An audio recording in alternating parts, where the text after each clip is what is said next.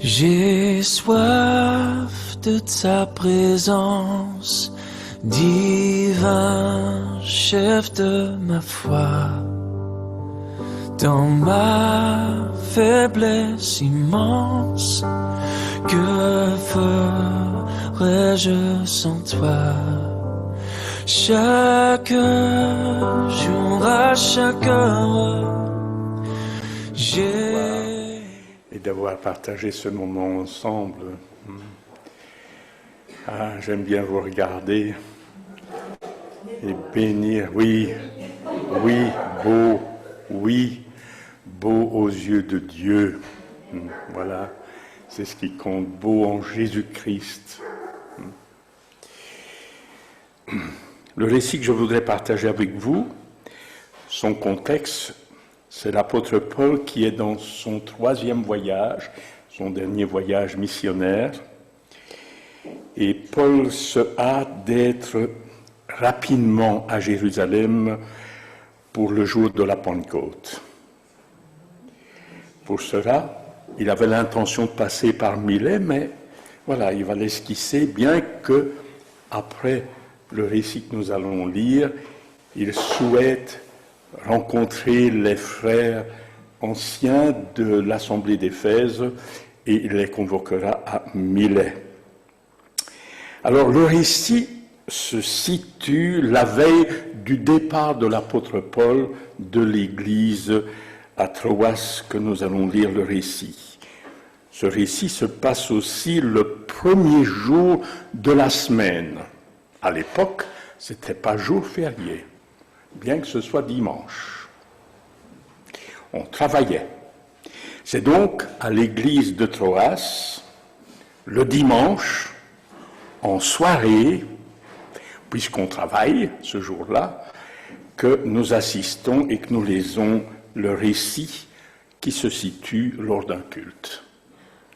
Et pour cela, nous lisons dans Actes chapitre 20 et au verset 7. Je ne sais pas si on va l'afficher, oui, oui, d'accord, de 7 à 12. Et c'est l'histoire de Eutychus, ou Eutyche, qui signifie chanceux. J'ai de la chance. Nous allons voir si vraiment il a de la chance. Voilà.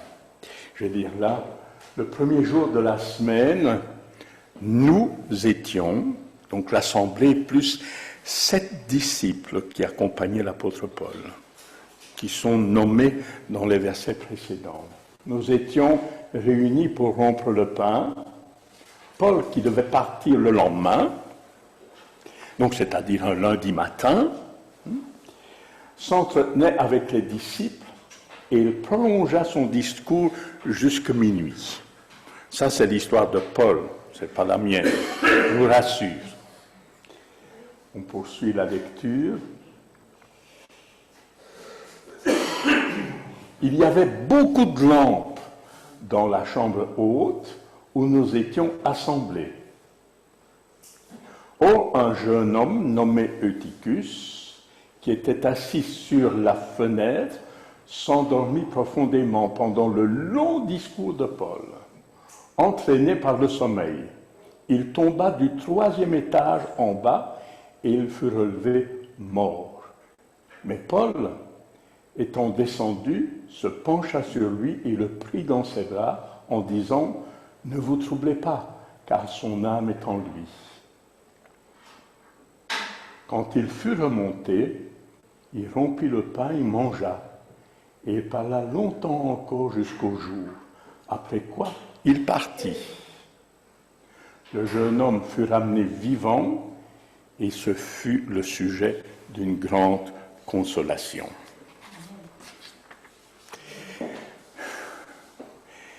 Quatre questions que je n'ai pas inventées, mais quand je lis un texte, c'est Samuel Perotti, qui les a suscités, et depuis lors, c'est ce que je fais lorsque je lis la parole de Dieu. Première question, qu'est-ce que ce texte me dit? je raconte l'histoire avec mes propres mots, en vérifiant s'ils sont conformes au texte de l'Écriture. Ensuite, qu'est-ce que Dieu me dit au travers de ce récit? Troisième question, qu'est-ce qui doit changer dans ma vie? Et la quatrième, qui est personnelle, quand est-ce que je commence? Voilà. Qu'est-ce que Dieu a dit dans ce récit? Je vais donc reprendre ce récit et le raconter à ma manière. Et puis, si vous n'êtes pas d'accord avec les mots que je vais utiliser, libre à vous de lever la main et de dire, Daniel, on n'est pas d'accord avec ce que tu dis. Mais peut-être qu'en prenant mes mots, nous allons sans doute nous édifier et découvrir la richesse d'une parole qui nous est inspirée. Il y est fait mention d'un rassemblement, comme nous ce matin, d'un culte. On a découvert qu'il y a une longue prédication. Cela se passe le dimanche, le premier jour de la semaine, comme je l'ai dit, qui n'est pas un jour de congé. Les gens ont travaillé. C'est pourquoi le culte se passe en soirée. Il y a des lampes qui sont allumées. C'est dans une très grande maison que ça se passe, puisqu'il est question d'une maison avec au moins 3 étages. La maison est sans doute très remplie.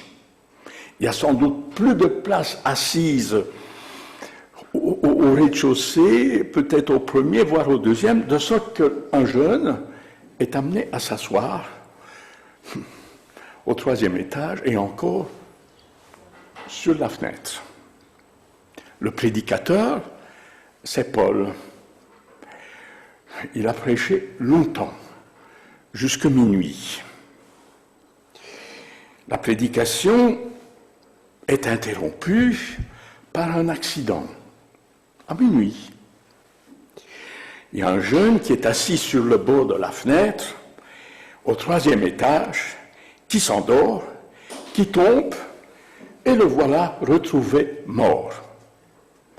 Pourquoi s'est-il endormi? Le texte ne précise rien. Mais je me suis posé la question, il n'y a pas d'autorité dans ce que je vais dire, mais je me suis posé la question, est-ce que le discours était trop long? Peut-être. Est-ce que l'apôtre Paul était monocorde? Peut-être. Je n'en sais rien. Peut-être que la fatigue accumulée de la journée, c'était une journée de travail, ça se passe à minuit, et quand on travaille il y a longtemps qu'on nous a fait dodo, ouais. Faisait-il trop chaud? C'est pas étonnant puisque la région fait que la température est autre que celle que nous vivons. Est-ce qu'il manquait d'air? L'atmosphère était pesante. En tout cas, je ne sais pas si les lampes à huile de l'époque fumaient. Bon, peut-être que là, il y aura un enseignement sur couper le mouchon, là. Mais toujours est-il qu'il y avait peut-être un manque d'air. Tout cela accumulé fait qu'il y a quelqu'un qui s'endort. Ce récit, qui parle d'une fatigue physique, sans doute, a évoqué chez moi d'autres motifs que celui de cette fatigue physique. Une fatigue qui est peut-être d'ordre moral, une fatigue d'ordre spirituel, avec un avertissement qui m'est donné. Ne pensez pas surtout que j'indexe qui que ce soit. Et si même je vous pointe, je rappelle qu'il y a un doigt qui va vers Dieu, où je prends conscience que mes paroles, Dieu les entend, comme on l'a dit, et d'autre part, il y a 3 doigts versés qui vont vers moi. Donc que le Seigneur me garde de juger qui que ce soit. Le jeune tombe, il est minuit. Paul interrompt son discours. Oh! Et il descend, voir où est le gamin. Il est mort. Paul le prend dans ses bras et dit à l'assemblée, allez, n'ayez pas peur, son âme est en lui. Sincèrement, j'aurais aimé que le texte en dise un peu plus sur l'attitude de l'apôtre Paul. Ses gestes d'affection. J'aurais souhaité personnellement qu'il lève les mains au ciel pour attester toute sa confiance en ce Dieu des vivants. Il est face à la mort. Voilà. J'aurais souhaité que le texte parle de la prière, qu'un Paul qui prie pour la restauration de ce jeune. J'aurais souhaité qu'il y ait quelques mots que Paul adresse à la famille, des mots d'encouragement, de compassion, de miséricorde et aussi à l'Assemblée. Rien de tout cela. On a l'impression que Paul est indifférent à la situation. Le jeune est mort, il est descendu, il a apaisé l'Assemblée. Ce qui m'est étrange, c'est que Paul remonte aussitôt. Et puis, plutôt que de dire quelques mots à l'Assemblée, on continue, comme si de rien ne s'était passé. On roule le pain, on mange, et si ça se passe à minuit, ça continue, son discours continue jusqu'à l'aube du jour, jusqu'au début de la journée. Il a l'air que le maillon faible est ignoré dans la situation. Heureusement, j'ai l'Évangile qui dit le contraire, hein, et que dans une parabole, pour n'en citer qu'une, que la brebis perdue vaut la peine d'être recherchée. Fait aussi étonnant, Luc, qui est l'auteur des Actes des Apôtres, le même auteur que l'Évangile de Luc, termine ce récit en disant que le jeune homme est ramené à la vie lorsque Paul s'en va, quitte l'Assemblée, donc au début de la journée. Dieu se tait sur tous les détails de ce récit, détails pour lesquels je me suis posé mille et une questions, certainement pour susciter en moi une curiosité sur d'autres réalités spirituelles. Le résultat, et on en conclut là avec ce que le texte me dit, le résultat, c'est qu'il y a une forte différence entre ce qui se passe au début et ce qui se passe à la fin. Au début, il fait noir, il y a des lampes qui sont allumées, ce sont les ténèbres, il fait minuit, la fin, c'est l'aube, le jour. Il y a quelqu'un qui meurt, quelqu'un qui est ressuscité, une assemblée qui est triste et qui reçoit la consolation. Deuxième phase. Qu'est-ce que Dieu me dit? Quelle leçon vais-je tirer de ce récit? J'imagine que chaque mot, chaque phrase que l'on vient de raconter, hein, pourrait être sujet de réflexion pour des réalités spirituelles. Je vous propose d'en partager seulement quelques-unes qui m'interpellent, et ne pensez pas une fois de plus que je vous indexe, c'est moi, Daniel Finet, qui parle de mon expérience. Il est question pour moi d'un sommeil spirituel qui me guette, et qui guette chacun d'entre nous. Elle me parle de ma propre faiblesse, de ma fatigue, d'un épuisement qui peut m'atteindre, d'un découragement dans la vie, d'une lassitude. On se croit debout et on ne prend pas garde à notre âme qui est en train de sombrer et de s'endormir. Y aurait-il un Eutychus chez moi? Y aurait-il des Eutychus, un Eutychus à l'assemblée de Glun, de pâturage d'où je suis issu, parmi nous à Carnières, physiquement présent, mais absent en esprit. J'avoue que parfois j'ai difficile aussi de garder les yeux ouverts. Il me faisait des allumettes pour les garder ouverts. Mais je ne parle pas de ce sommeil physique qui a pour origine peut-être une fatigue, peut-être une nuit agitée par la souffrance, par la douleur, avec parfois certains remords. Oh tiens, j'aurais pas dû faire la fête trop longtemps, j'aurais dû me coucher plus tôt pour assister au culte. Et on trouve ainsi une excuse. Mais je pense à cette fatigue qui est provoquée par aussi les soucis, les orages de la vie, où il est difficile de trouver le repos lorsque nos pensées sont agitées. Mais je voudrais souligner la fatigue spirituelle. J'essaie, parfois, de mener une vie de piété chaque jour de la semaine.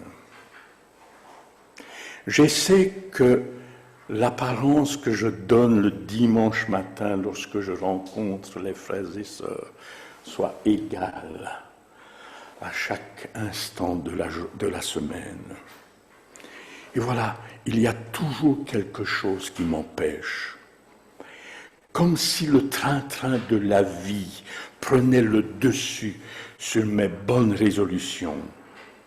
De trouver un moment libre pour prier, pour lire la parole de Dieu. Et c'est difficile, bien-aimés, de garder le cap. Et je prends conscience, je confesse ce manque dans ma vie. Et je l'ai déjà fait, pas une fois, mais des dizaines de fois. Petit à petit, sans m'en rendre compte, l'intimité avec mon Dieu, ça me nuise. Oui, j'ai la Bible entre les mains, mais est-ce qu'elle me parle encore? Oui, je la lis, mais c'est la Gazette La Province que je suis en train de lire. Dieu me parle-t-il encore? Oui, j'ai une main jointe pour prier. Et puis, j'ai les soucis du quotidien qui font surface. Ces moments d'intimité se font de plus en plus rares. Oui, on vient au culte. Et on y vient parce qu'il n'y a rien d'autre à faire, par habitude. On assiste au repas du Seigneur comme si on était au McDonald's, un fast-food. Bien aimé, comme on l'a lu, c'est le repas du souvenir. Et on prend la peine de se souvenir du sacrifice du Seigneur Jésus. Le Seigneur Jésus avait raison de dire à ses disciples, vous n'avez pas de mémoire. Une des raisons pour lesquelles c'est un repas du souvenir, où nous prenons le temps de goûter la bonté du Seigneur Jésus au travers des éléments qu'il nous propose. Est-ce que j'ai envie, bien-aimé, lorsqu'on me propose le pain et le vin, de goûter l'amour du Seigneur Jésus? On essaie de servir le Seigneur et on le laisse aux autres. On ne se rend plus compte que Dieu m'a donné des dons pour le service au sein de l'Église et on laisse les autres s'en faire. Il n'y a plus d'engagement et on devient petit à petit des consommateurs plutôt que des acteurs, ayant reçu des capacités de la part de Dieu, des dons spirituels pour lesquels j'aurai à rendre des comptes. On fait bonne figure, on fait bonne apparence, on est présent. Et bien aimé, celui qui vous parle reconnaît qu'il y a des moments où il y a un éticus chez moi. Que le Seigneur me garde d'être prétentieux devant lui. Comment j'ai fait? Ah oui, comme ça. Il me voit. Ils sont mon cœur. D'être prétentieux et de dire avec un cœur entier par le Seigneur. J'ai besoin d'être éveillé. J'aurais voulu... Quelle heure est-il? Ah oui, il est là. À midi et demi. À minuit.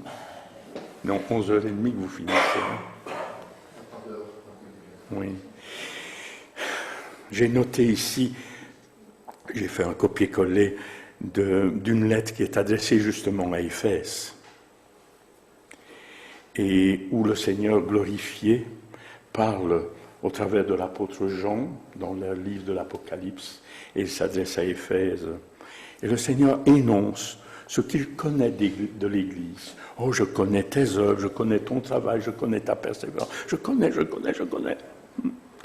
Mais ce que j'ai contre toi, c'est que tu as abandonné ton premier amour.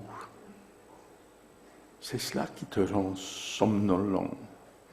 Tu as abandonné ton premier amour. Souviens-toi donc d'où tu es tombé, Eutychus. D'où tu es tombé. Et je joute une parenthèse. Souviens-toi de quelle fenêtre tu es tombé. Peut-être que tu étais à califourchon sur cette fenêtre. Un pied dans l'église, un pied en dehors. Et en cela, le prophète me dit comme au peuple, « Jusqu'à quand, Daniel, clocheras-tu des deux pieds ?» Peut-être qu'à califourchon, j'avais un regard vers ce qui se passait dans l'église et un regard ce qui se passait à l'extérieur. Peut-être que j'avais une oreille vers l'intérieur, une oreille vers l'extérieur. Souviens-toi, Daniel, de la fenêtre où tu étais assis, où tu es tombé. J'avais pensé aussi l'église de la Odyssée. Ah, Daniel, tu te penses riche, tu penses être éveillé. Je te conseille d'acheter de moi des choses précieuses pour t'éveiller.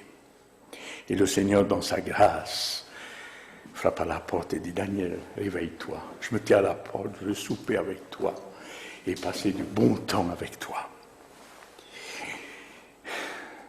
Bien-aimé, l'une des stratégies du diable, les plus malignes qu'il soit, c'est de nous bercer et de nous donner à petite dose les petits somnifères jusqu'au moment où on va faire dodo. Ah, comme il est fort en somnifères à dose lente. On s'endort spirituellement sans s'en rendre compte, la Bible entre les mains et les mains jointes pour prier. Nous est-il déjà arrivé un matin d'avoir ce désir de prier, et puis bon, les occupations fait que, oh non, on n'a pas eu le temps. Et puis ça se passe une deuxième fois. Et ça se passe aussi une troisième fois. Identique pour lire la Bible. Et la journée se passe sans lire. Ça devient une habitude. Et on ne s'en rend plus compte. J'avais noté ici Éphésiens 4, verset 27. Ne donnez surtout pas accès au diable. Une des versions, mais je ne sais pas dans quelle langue la traduction vient, je pense de l'allemand, où la traduction dit « Ne permettez pas au diable de mettre le pied dans la porte ». Et quand il a le pied dans la porte, c'est difficile de lui retirer le pied. Hein. Donc, voilà. Grâce à Dieu, avec le secours de son esprit, il y a de l'espoir pour qui se rend compte qu'il est en train de s'endormir. En résumé, ce jeune Eutychus, il ne chante plus dans l'église, il ne prie plus dans l'église, il n'entend plus la prédication de l'apôtre Paul, il ne participe plus à l'offrande. pour permettre à l'Évangile de se propager. Il est présent, il est assis, et dort. À califochon, à la fenêtre. Je vous propose pendant quelques minutes de ne plus regarder à Eutychus, mais de regarder ce qui se passe dans l'église de Troas. Le pauvre, il est là à la fenêtre, à califochon. On va regarder ce qui se passe dans l'église. Ah, eux, ils sont bien éveillés. Ils sont contents d'entendre Paul. Il est intéressant, ce Paul. Il ne cache rien du conseil de Dieu. Ils sont réjouis, encouragés par ce que Paul dit. Ils sont heureux. Ils sont tellement heureux qu'ils ne se rendent pas compte que le gars est en train de dormir. Il se peut qu'au sein de l'Église, que certains, en voyant Eutychus dormir, sont en train de rigoler. Bon, jusqu'à présent, ils ne ronflent pas. Ça va quoi? Ils ne nous gênent pas. Et on rigole de cela. Et on n'est pas conscient du danger que ce jeune est en train de courir. Bien-aimé, si j'avais été dans l'assemblée de Troas, je me pose la question, qu'est-ce que j'aurais fait? Qu'est-ce que j'aurais dit? Oh Seigneur, ce n'est pas mon affaire d'aller le réveiller. Ce n'est pas mon affaire de l'encourager à continuer d'écouter. C'est l'affaire des anciens, c'est l'affaire des diacres, c'est l'affaire des moniteurs d'école de dimanche. Seigneur, ce n'est pas mon affaire.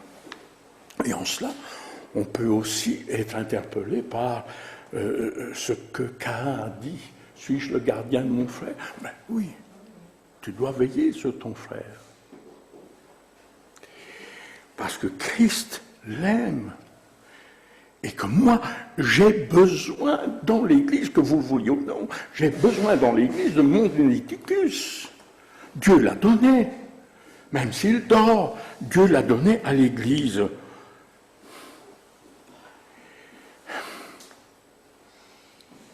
Avec quelle attitude, quelle parole j'irai voir mon Eutychus? Avec des reproches? Dis un peu, tu ne peux pas rester éveillé, tu ne peux pas aller te coucher un peu plus tôt la veille. Et par amour, bien-aimés, nous sommes invités à veiller les uns sur les autres, à nous encourager les uns les autres. Sa place, j'ai regardé l'église, et on regarde à nouveau maintenant vers la fenêtre. Elle est vide. Sa place est vide. Il est tombé.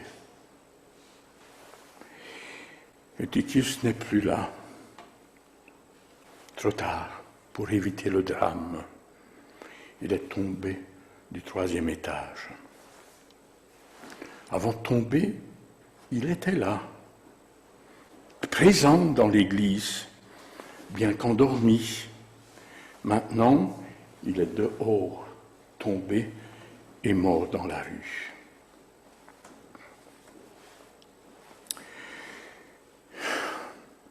Pauvre Eutychus, il ne dormira plus dans l'église. Il ne priera plus jamais. Il ne chantera plus jamais avec l'assemblée. Il a écouté son dernier sermon et il est tombé d'en haut. Quel dégât, mes bien-aimés. L'apôtre Paul ne prépare pas des obsèques. Il interrompt son message et descend dans la cour. Il se penche sur Eutychus et le prend dans ses bras. Et il dit, ne vous troublez pas, son âme est en lui. Paul ne dit pas, laissez-le là, c'est de sa faute qu'il est tombé si bas. Il n'a qu'à s'en prendre à lui-même. Il ne dit pas, c'est dommage, je n'ai pas beaucoup de temps, je suis occupé, je dois partir pour être à Jérusalem. Paul ne dit pas cela. Paul ne lui donne pas un coup de pied. Paul est descendu, se penche sur lui et le prend dans ses bras. Geste d'affection, de restauration. Paul n'enterre pas un défunt. Il lui redonne la vie en le prenant dans ses bras. Je me rappelle, bien-aimés, des moments, et peut-être que c'est votre cas, je me rappelle de ces moments dans ma vie où, accablé, j'aurais voulu qu'un frère, qu'une sœur m'étreigne dans ses bras, qu'on s'abaisse vers moi, plutôt que de me regarder du haut. Que quelqu'un m'embrasse alors que j'étais down, au lieu de me boxer les oreilles avec des paroles aussi vraies et vivantes soit la parole de Dieu. Mais il y a des paroles pour chaque moment. Oui, tu as raison, tu as raison. Oui, il a pleuré. Non. Oui, tu as raison, tu as raison. Oui. Dans ma vie, j'aurais souhaité que, alors que j'étais down, au lieu de me boxer, que quelqu'un me prenne dans ses bras. Et plutôt que de me faire des reproches parce que l'œuvre de Dieu n'avançait pas au rythme que les autres pensaient, sans se rendre compte des difficultés que l'on peut rencontrer sur le terrain, que quelqu'un vienne, ne mette pas en avance mes faiblesses, ne les accentue pas, mais qu'il me prenne dans les bras et prenne conscience que j'étais en train de lutter. Paul prend Eutychus dans les bras. Moi qui ai vécu cette situation, et en ai-je tiré leçon pour d'autres? Ou est-ce que mes propres leçons vont être produites dans ma vie? Quand ai-je pris quelqu'un dans les bras? Je ne parle pas de notre conjoint, de notre épouse, de notre époux, de mes enfants, de ma famille. Mais je parle de quelqu'un qui m'a déçu. Quelqu'un qui n'en fait qu'à sa tête. Quelqu'un qui est tombé et qui est dehors. Quand est-ce que je suis allé vers lui pour le prendre dans mes bras? Oui, je saute des choses ici que j'ai notées. Bien-aimé, je pense au rôle, à la charge de ceux qui sont désignés par l'Assemblée, qui sont reconnus par le Seigneur, qui ont la charge d'anciens, de diacres. Ils sont de la même trempe que nous. Ils peuvent vivre aussi des moments de faiblesse.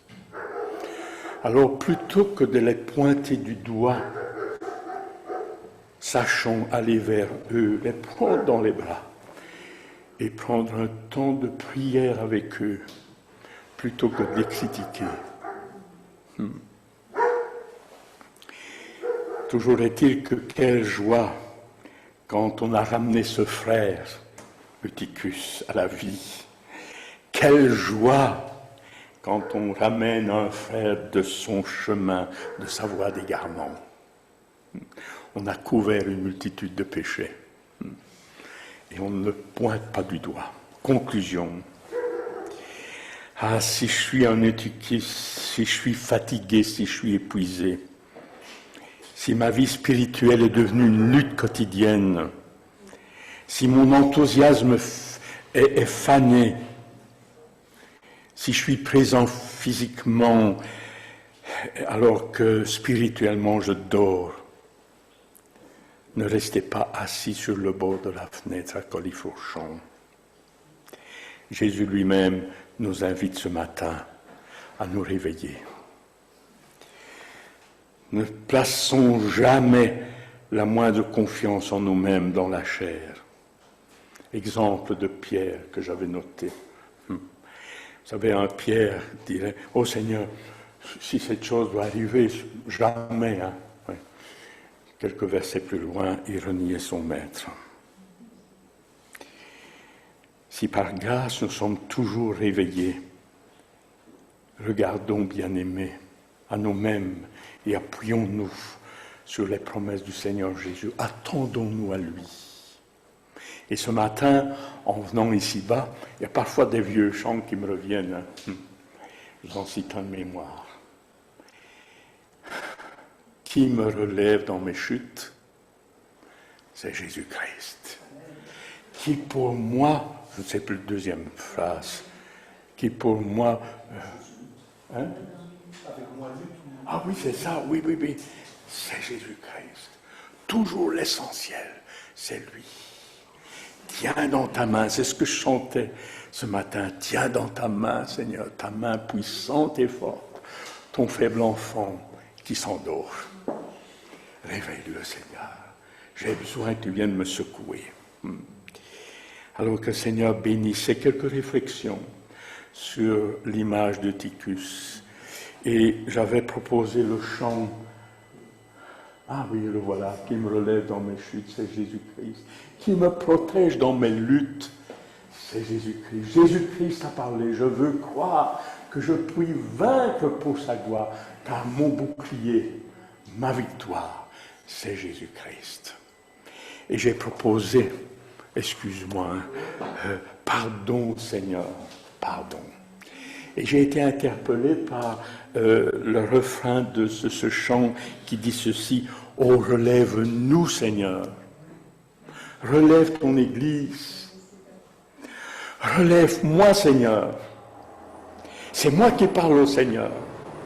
Mais si je vois un Eutychus, un jeune qui dort et qui s'adresse à moi en disant « Oh, relève-moi », qu'est-ce que je fais? Je me mets en boxe ou je viens vers lui, je l'embrasse et je lui dis « Allez, on y va. On fait route ensemble, j'ai besoin de toi. Les moments de faiblesse que tu vis, je les vis moi aussi, on est pareil et on s'encourage les uns les autres. Oh, pardon Seigneur, pardon. Que le Seigneur bénisse sa parole pour chacun de nous. Sous la